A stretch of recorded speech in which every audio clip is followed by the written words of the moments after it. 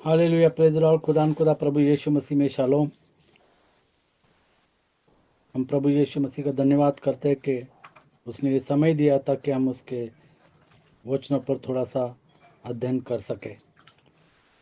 उसका वचन ही सब कुछ है, क्योंकि उसके वचन के द्वारा परमेश्वर ने सारी सृष्टि को बनाया और हर एक चीज़ को बना कर अपनी महिमा के लिए उसने सारी चीज़ों को बनाया। आइए हम दुआ करें। खुदा प्रभु यीशु मसीह, फिर एक बार हम तेरी उपस्थिति में आते हैं। सारे बातों के लिए धन्यवाद। तू हमको आशीषित करता है और जो भी तूने हमको दिया है हम उसी में संतोष माने, ऐसा तो होने दे खुदा। क्योंकि हम देखते हैं कि दुनिया के अंदर लोग पैसे के पीछे लगे हुए हैं, लेकिन तूने हमको इन सारी चीज़ों से अलग रखकर तेरे महिमा के लिए और तेरी स्तुति और आराधना के लिए रखा है। इसके लिए हम तुझे धन्यवाद देते हैं। फिर एक बार हम तेरे नाम की बड़ाई करते, तेरे नाम की तारीफ करते हैं और हम तुझे धन्यवाद देते हैं, क्योंकि हम जो भी कुछ है तेरे वसीला से है। प्रभु यीशु मसीह के नाम से मांगता है, आमीन आमीन। हमको हमारे पास जो कुछ है उसी में संतोष मानना चाहिए।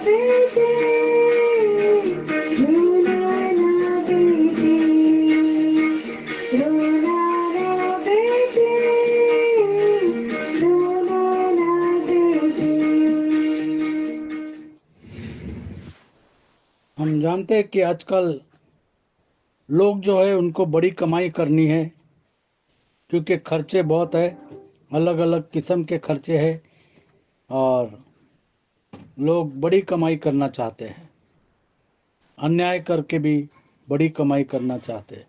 लेकिन परमेश्वर का वचन कहता है कि संतोष सहित भक्ति बड़ी कमाई है। संतोष सहित भक्ति बड़ी कमाई है। पहला तिमोथी 6:6। पहला तिमोथी 6:6। हमको इस दुनिया के लोगों के जैसे नहीं बनना है, क्योंकि जो भी परमेश्वर ने दिया है उसमें परमेश्वर हमको आशीषित करता है और हमको उसी में संतोष करना है। पर संतोष सहित भक्ति बड़ी कमाई है। संतोष सहित भक्ति बड़ी कमाई है। जैसे इब्रानियों 13:5 में खुदा का कलाम कहता है, इब्रानियों 13:5, मैं तुझे न कभी छोड़ूंगा और न कभी त्यागूंगा। उसने हमको कभी भी किसी की जरूरत हमको नहीं कमी नहीं होने दी। हमेशा वो हमारी जरूरतों को पूरा करता है। तुम्हारा स्वभाव लोभ रहित हो। लोभ रहित हो, हमारा स्वभाव लोभ रहित हो। और जो तुम्हारे पास है उसी पर संतोष करो। तुम्हारे पास जितना है उसी में संतोष करो। लोग लोभ के पीछे पड़े हुए हैं और लोभ जो है उनको शैतान के हाथ में दे देता है। परमेश्वर कहता है, जो तुम्हारे पास है उसी पर संतोष करो। जो तुम्हारे पास है उसी पर संतोष करो, क्योंकि उसने आप ही कहा है, मैं तुझे कभी न छोड़ूंगा, मैं तुझे कभी न छोड़ूंगा और न कभी तुझे त्यागूंगा। और न कभी त्यागूंगा। जैसे दाऊद कहता है कि मैं, यहोवा मेरा चरवा है, मुझे कुछ घटी न होगी। कुछ घटी न होगी। और दाऊद कहता है कि मैं क्या था, I was young and now I am old, but I have never seen the righteous forsaken, nor his seed begging bread. क्योंकि दाऊद ने उसके जीवन में देखा है कि परमेश्वर ने उसके लोगों को कभी भी छोड़ा नहीं है। मैं लड़कपन से लेकर, वो छोटा था तब से लेकर के बुढ़ापे तक देखता आया हूँ। बुढ़ापे, अभी वो बूढ़ा हो गया और बुढ़ापे तक देखता आया हूँ। परंतु न तो कभी धर्मी को त्यागा हुआ, परंतु न तो कभी धर्मी को त्यागा हुआ, और न उसके वंश को टुकड़े मांगते और न देखा है। उसके वंश को टुकड़े मांगते मैंने देखा है। अगर हम संतुष्ट रहे, जो परमेश्वर ने दिया है उसी में संतुष्ट रहे, तो हम कभी भी किसी के पास नहीं मांग सकते। लेने वाले से देने वाला भला होता है। हमेशा हम देने वाले बने, लेने वाले नहीं। और जब हम जो है उस पर संतोषित रहते हैं, तो हमको कभी भी कमी घटी नहीं होती, क्योंकि परमेश्वर उस छोटे कमाई में भी आशीषित करता है। जैसे हम देखते हैं कि लोग कमाते हैं और फटी हुई थैली में डालते हैं, और उनकी कमाई जो है उनके कुछ काम में नहीं आती। जैसे हग्गाई की किताब, मेरे ख्याल से 1:6, हग्गाई की किताब 1:6,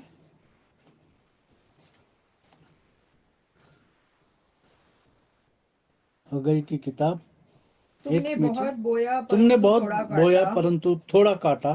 तुम खाते हो परंतु पेट नहीं भरता।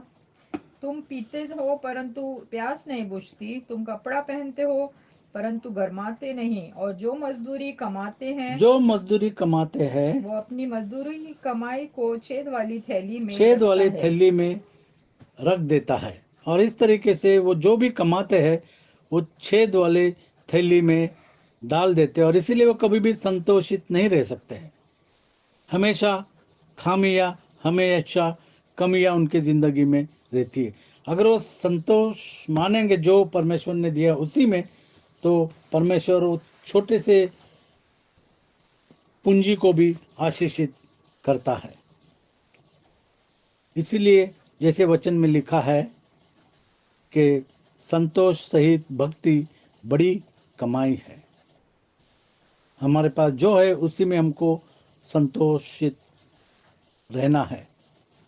फिलिपियो 4:11,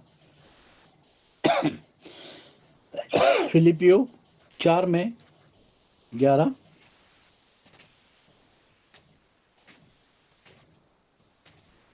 फिलिपियो 4:11। यह नहीं कि मैं अपनी घटी के कारण यह कहता हूँ, क्योंकि मैंने ये सीखा नहीं है कि मैं अपने घटी के कारण कहता हूँ, क्योंकि मैंने सीखा है कि जिस दशा में हूँ क्योंकि मैंने सीखा है कि जिस दशा में हूँ उसी में संतोष करूँ। उसी में संतोष करूं। जिस दशा में मैं हूं उसी में संतुष्ट रहूं। और परमेश्वर उसके लोगों को इसी तरीके से ले चलता है कि जो भी कुछ उनके पास है वो उसी में संतुष्ट रहते हैं। अगर हम देखेंगे कुछ कुछ पासबान भी जो उनके पास है उसमें संतुष्ट नहीं है। उनकी कलीसिया से उनको बहुत सारे चीजें चाहिए और इसीलिए वो हमेशा पैसा मांगते रहते हैं। वो कहते हैं कि परमेश्वर की सेवा करनी है, मुझे पैसा दे दो। अगर आप टीवी पर भी देखेंगे बहुत सारे पासबान हैं और वो हमेशा अपना अकाउंट नंबर देते हैं और पैसा मांगते रहते हैं। कहते हैं कि हमको परमेश्वर का काम करना है, पैसे की जरूरत है। परमेश्वर का काम पैसे से नहीं होता, हम जानते हैं। वचन कहता है कि तुम्हें मुफ्त मिला है और मुफ्त देना है। हम यहाँ पर एक एग्जाम्पल देखते हैं और न्याय की पुस्तक में 17वां अध्याय, और यहाँ पर हम देखते हैं कि दानियों ने एक पुरोहित को ले लिया जो लेवी था और किस तरीके से उसको लालच दे करके, पैसा दे करके उसको खरीद लिया और उसको पुरोहित बना दिया। यहाँ पर हम देखते हैं जैसे वचन में लिखा है कि बलाम की कमाई, परमेश्वर की इच्छा के विरुद्ध जा करके उसने कमाया हुआ पैसा। तो ये सब लोग जो इस तरीके से पैसा कमाते हैं वो बलाम की कमाई है और वो श्रापित है। हम पढ़ेंगे न्यायों की पुस्तक 17वां अध्याय और 1 से लेकर के 13 तक। एप्रेम के पहाड़ी देश में मीका नामक एक पुरुष था। उसने अपनी माता से कहा, जो 1100 टुकड़े चांदी तुझसे ले लिए गए थे, जिनके विषय में तूने सुनते हुए शाप दिया था, वे मेरे पास है, मैंने ही उनको ले लिया था। उसकी माता ने कहा, मेरे बेटे पर यहोवा की ओर से आशीष हो। जब उसने वे 1100 टुकड़े चांदी अपनी माता को फेर दिए, तब माता ने कहा, परमेश्वर कहता है कि सोना और चांदी तो मेरा है। सोना और चांदी परमेश्वर का है, क्योंकि परमेश्वर ने सारी सृष्टि को बनाया और उस सृष्टि में सोना और चांदी, हीरा मोती और सब कुछ है। यहाँ पर हम देखते हैं कि चांदी, हाँ,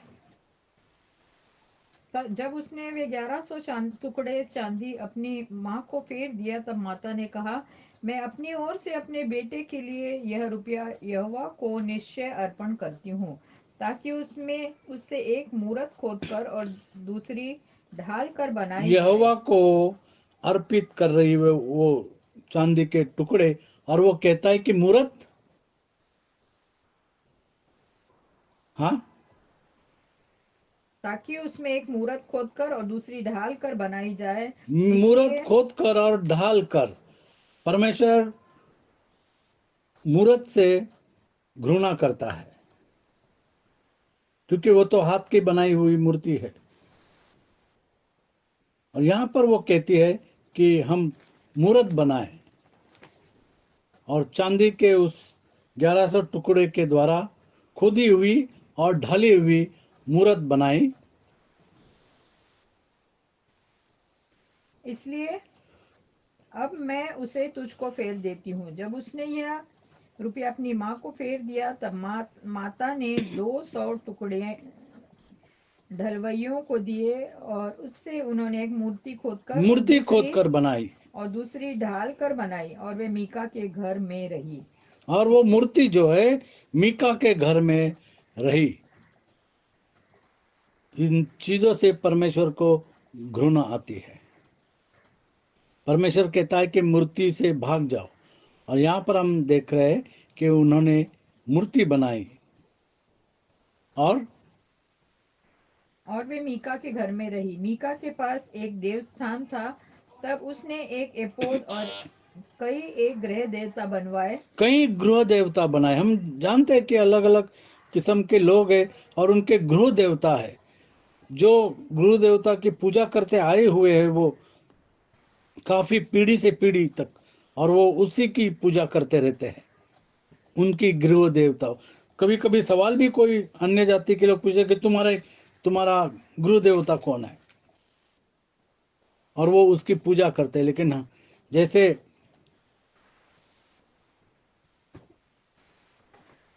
हम देखते हैं कि परमेश्वर के सेवक ने कहा, मैं और मेरा घराना तो परमेश्वर की सेवा करेंगे। तुमको जो करना है वो तुम करो।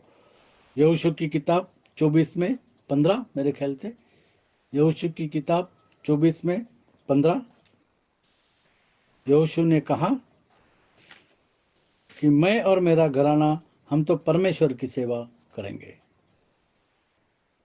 और यदि यहोवा की सेवा करनी तुमको बुरी लगे तो आज चुन लो कि तुम किसकी सेवा करोगे। तुम किसकी सेवा करोगे?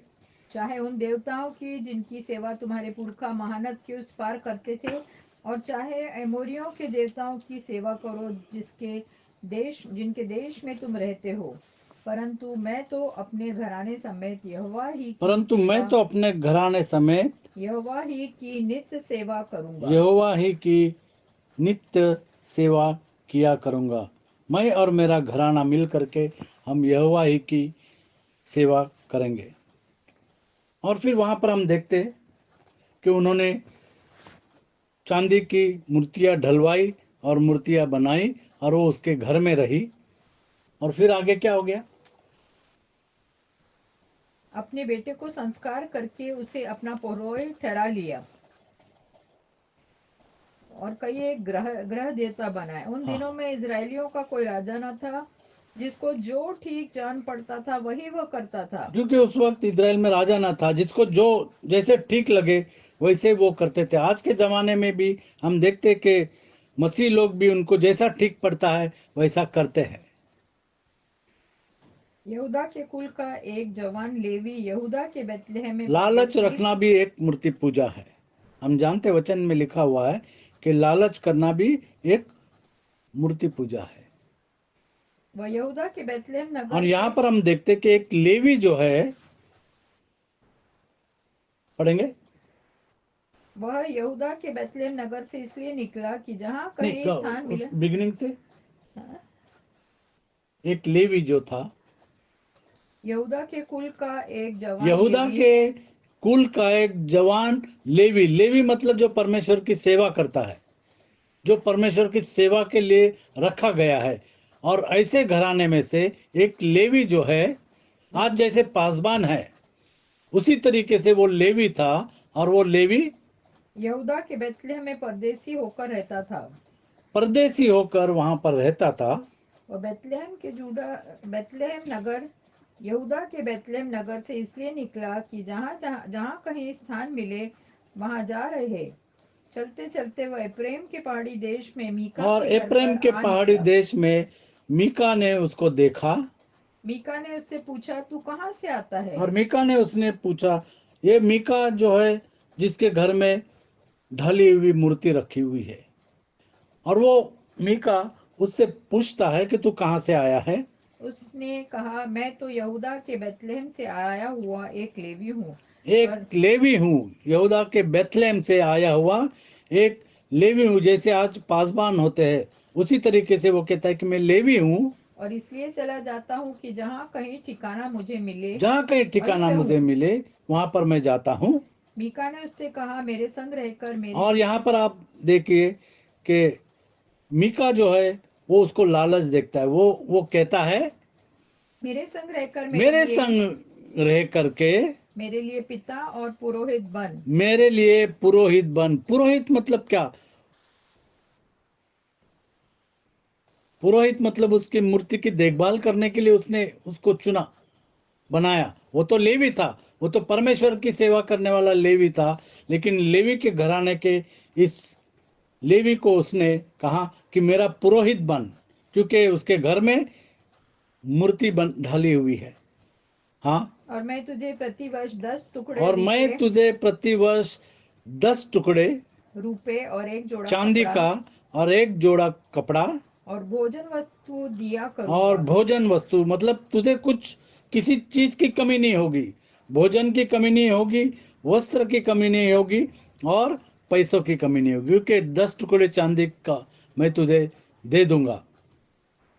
तब वह लेवी भीतर गया और वो लेवी भीतर गया और वह लेवी उस पुरुष के संग रहने से और प्रसन्न हुआ। उस पुरुष के साथ रहने से वह प्रसन्न हुआ, मतलब वो पुरोहित बन गया।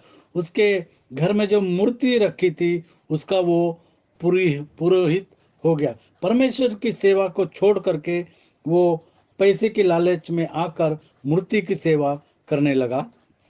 और वह जवान उसके साथ बेटा सा बना रहा। तब मीका ने उसे लेवी का संस्कार किया संस्कार भी उसको किया, और वह जवान उसका पुरोहित होकर और वह जवान उसका पुरोहित। देखो, पुरोहित मतलब पूजा पाठ करने वाला। लेवी जो है वो परमेश्वर की सेवा करता है, लेकिन पुरोहित जो है वो पूजा करता है। और यहां पर वो उस मूर्ति की पूजा करने वाला पुरोहित बन गया। हम कभी भी देखते हैं कि परमेश्वर की सेवा करने वाला पुरोहित नहीं होता, वो लेवी होता है, वो और पास्टर होता है। हम जानते हैं 5 फोल्ड मिनिस्ट्री के बारे में, परमेश्वर की सेवा करने वाला। हाँ, और वह जवान उसका पुरोहित होकर मीका के घर में रहने लगा। मीका के घर में रहने लगा, जहां पर एक खुदी हुई मूर्ति और ढाली हुई मूर्ति बनाई गई थी चांदी की। और मीका सोचता था कि अब मैं जानता हूँ कि यहोवा मेरा भला करेगा, यहोवा क्योंकि मेरा भला करेगा। वो सोचता है कि यहोवा मेरा भला करेगा, क्योंकि मैंने लेवी को रखा है। मैंने एक लेवी को अपना पुरोहित कर रखा है। 13 तक इस तरीके से हम देखते हैं कि परमेश्वर के लोग जो है वो भी परमेश्वर की इच्छा के विरुद्ध काम करते हैं, लालच के लिए और बलाम की कमाई की और पाप के कमाई के लिए वो अपना काम करते हैं। जो सच्चाई छुपाते हैं वो भी इसी तरीके से काम करते हैं। अपना पेट पालने के लिए वो सच्चाई का बयान नहीं करते।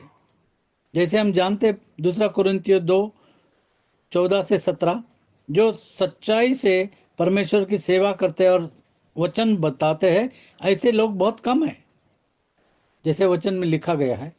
परंतु परमेश्वर का धन्यवाद हो, जो मसीह में सदा हमको जय के उत्सव में लिए फिरता है और अपने ज्ञान की सुगंध हमारे द्वारा हर जगह फैलाता है। अपने ज्ञान की सुगंध, परमेश्वर की सच्चाई की सुगंध फैलाने वाला हमको बनाता है। क्योंकि हम परमेश्वर के निकट उद्धार पाने वालों और नाश होने वालों दोनों के लिए मसीह की सुगंध है। दोनों के लिए मसीह की सुगंध है। कुछ के लिए तो मरने के निमित्त कुछ के लिए तो मरने के निमित्त मृत्यु की सुगंध, मृत्यु की सुगंध, क्योंकि वो वचन को नहीं मानते। तो कुछ के लिए मृत्यु की सुगंध, और कितनों के लिए जीवन के निमित्त जीवन की सुगंध। और कितनों के लिए जो परमेश्वर का वचन मानते हैं उनके लिए जीवन का सुगंध। भला इन बातों के योग्य कौन है? क्योंकि हम उन बहुतों के समान नहीं हम जो उन बहुतों के समान, जैसे हमने यहाँ पर देखा कि वो लेवी जो है वो पुरोहित बना और वो वहां पर उस मूर्ति की सेवा करने लगा था। वो पुरोहित बन गया। लालच और पैसे के लिए और बलाम की कमाई के लिए, पाप के कमाई के लिए उसने सब कुछ छोड़ दिया। परमेश्वर की सेवा छोड़कर वो उस मूर्ति की सेवा करने लगा, लेवी होते हुए। आज पास्टर लोग, पासबान लोग भी परमेश्वर की सच्ची सेवा करने से मुंह करते हैं, क्योंकि अगर वो सच्चाई का प्रचार नहीं करते तब वो इसी तरीके से पाप के कमाई में जा रहे हैं। हम उसको पूरा करेंगे। क्योंकि हम उन यह बहुतों के समान नहीं जो परमेश्वर के वचन में मिलावट करते हैं। परमेश्वर के वचन में मिलावट, जैसे हमने देखा कि मीका ने कहा कि हाँ, मैंने एक किसको रखा, लेवी को रखा है, परमेश्वर मुझे आशीषित करेगा। कैसे आशीषित करेगा? लेवी को रखने से आशीषित नहीं होगा, परमेश्वर की सेवा करने से, सच्चाई से। जैसे हम जानते हैं, वचन में लिखा है कि परमेश्वर आत्मा है और जो उसकी स्तुति और आराधना करते हैं वो सच्चाई और आत्मा से करें। किसी लेवी को घर में रखने से वह आशीषित नहीं होगा। हमको परमेश्वर के वचन को मानना है और उस पर चलना है, तभी हम आशीषित हो सकते। जैसे वचन में लिखा है, परंतु मन की सच्चाई से मन की सच्चाई से और परमेश्वर की ओर से, और परमेश्वर की ओर से, मन की सच्चाई से और परमेश्वर की ओर से, जो परमेश्वर कहता है उसी को लोगों को बताते हैं। परमेश्वर को उपस्थित जानकर परमेश्वर मसीह में को बोलते हैं। उपस्थित जानकर उसका वचन सुनाते हैं। सच्चा वचन कि परमेश्वर एक है, सच्चा वचन प्रभु यीशु मसीह के नाम का बपतिस्मा सच्चा बपतिस्मा है, जो वचन में लिखा हुआ है, जो किसी ने, मनुष्य ने कहा गया बात नहीं है, ये वचन में लिखा हुआ बात है। हाँ, दूसरा यूहन्ना पहला अध्याय, दूसरा यूहन्ना की पत्री पहला अध्याय 7 से 11।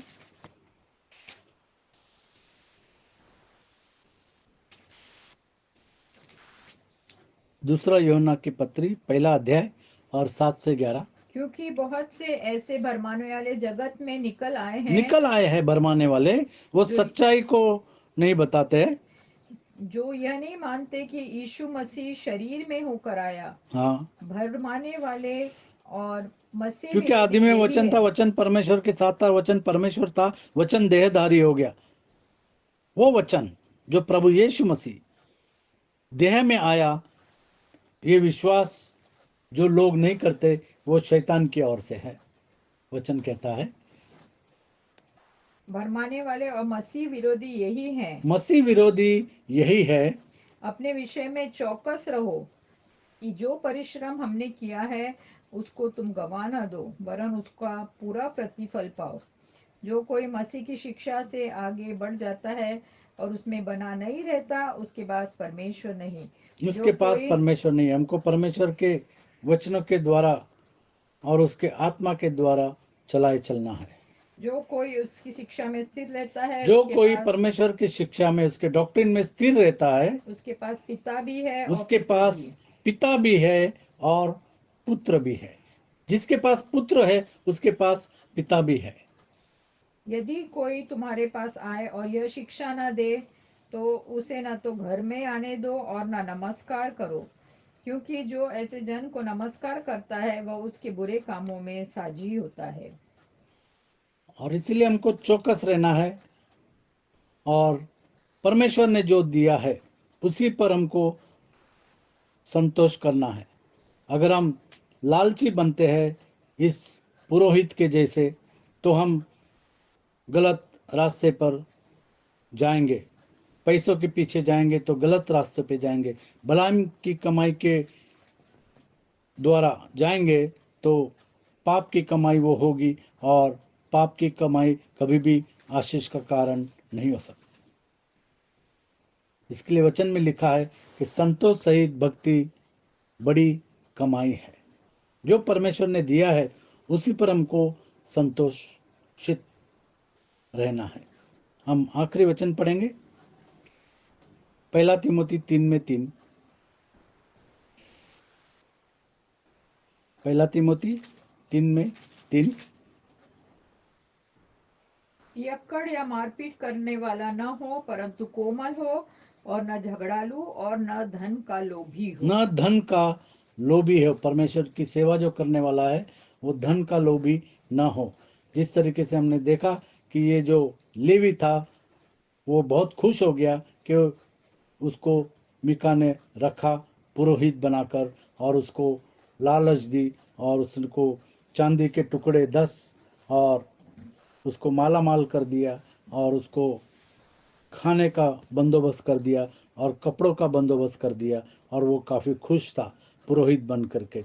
लेकिन जो परमेश्वर के छोड़ करके जो दूसरे देवताओं के पीछे जाएगा वो हमेशा श्रापित रहेगा। आपके पास कितना भी पैसा रहने दो, वो हमेशा श्रापित पैसा रहेगा। इसीलिए हमको संतोष सहित भक्ति बड़ी कमाई है, इसी पर हमको ध्यान देना है और परमेश्वर की सेवा सच्चाई से करना है। रीना से कहूँगा कि दुआ।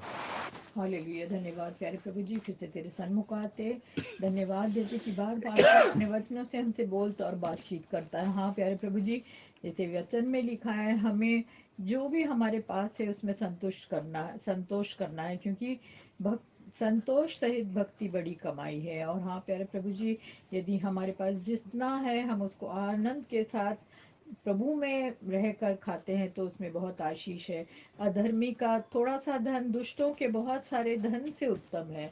हाँ प्यारे प्रभु जी, तू हमारी हर एक जरूरत को पूरा करता है और हम जितने में है, जितना भी हमारे पास है उसमें हम खुश रहते हैं। ये तेरा दान है प्यारे प्रभु जी, ये तेरा अनुग्रह हमारे ऊपर है। हाँ प्यारे प्रभु जी, इसी वचन में लिखा है कितनों ने रुपये का लोभ करके अपने प्राणों को छलनी किया और विश्वास से भटक गए। हाँ प्यारे प्रभु जी, हमको तू अंत तक वफादार बना और होने दे हम लोभी लालची धन के पीछे जाने वाले न हों, परंतु तेरे वचन को दृढ़ता के साथ थामे रहें और पैसे के लिए तेरे वचन को और अपने आप को न बेच दें। हाँ प्यारे प्रभु जी, क्योंकि जो अंत तक स्थिर रहेगा, वचन को अंत तक थामे रहेगा, उसी का उद्धार होगा। हम सबों के साथ हो, अपनी नज़दीकी में बढ़ा और अपनी आशीषों से तो हमको भर दे प्यारे प्रभु जी। तो हमारे साथ रहता है, हमारी हर एक ज़रूरत को पूरा करता है। तेरा धन्यवाद करते हमारे सारे भाई बहन जो आज इस वचन को सुन रहे हैं उन पर तो अपनी आशीष का हाथ रख और होने दे हम हर एक वचन को सुनने वाले और उस पर चलने वाले बने। सारी आशीषों के लिए तेरा धन्यवाद करते हुए छोटी सी विनती को यीशु मसीह के महान शक्तिशाली पराक्रमी और मीठे नाम में मांगती हूँ, सुनो कबूल करो। आमीन। आमीन। खुदा प्रभु यीशु मसीह आपको आशीषित करे।